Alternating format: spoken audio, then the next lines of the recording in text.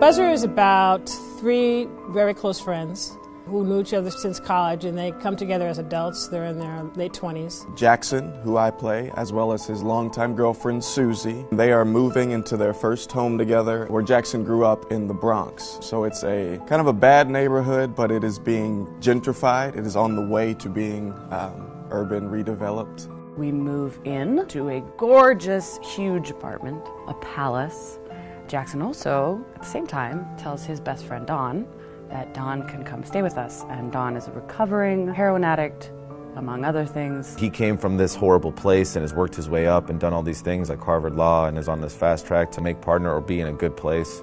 And then I'm the other side of it. I'm this rich, overprivileged white kid who just couldn't get it straight and didn't want to play that game and didn't want anything to do with Dad's money. It becomes a story about what this neighborhood is doing to the three of us and how that pushes our relationships and affects our alliances and bonds and the things we do to each other or don't do to each other. We have three fantastic actors in Eric and Lee and Shane. It's very exciting to watch the actors find new things. There's nothing like a three-person play.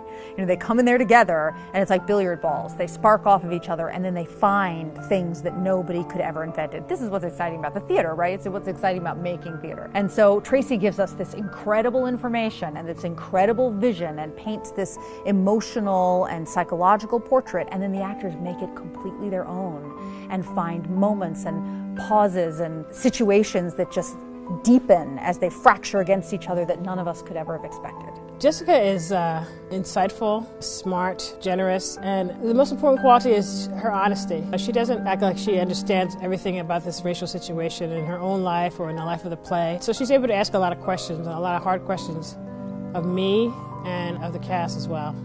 There's nothing like having the actual playwright in the room. It leaves a lot less to chance. You can kind of just ask exactly what she was thinking, and she knows because she wrote it. It's her ideas. Both she and Jessica are super straightforward.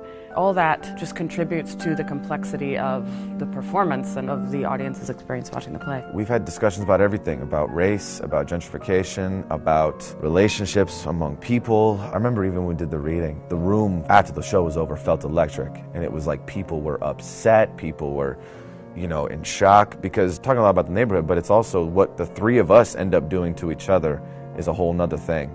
Well, Chicago has a very rich racial history, and I just think this is a very sophisticated audience that discusses these issues a lot. They live in a city where the history is just full of it. Not full of it, but full of complex issues.